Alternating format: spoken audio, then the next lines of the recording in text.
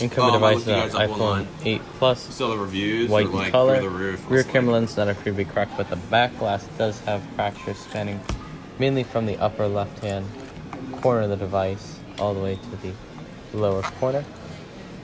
Looking at the bottom of the device, bottom two screws are present, but the charging port isn't snug. It is falling out a little bit, but when we are able to get it in there,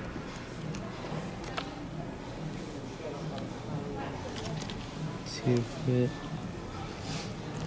taking an incoming charge current of about 2.0 amperes, but not staying snug. Power button, and volume rockers, as well as home button and touch ID, all giving smooth feedback. It is at 15%, and Verizon device.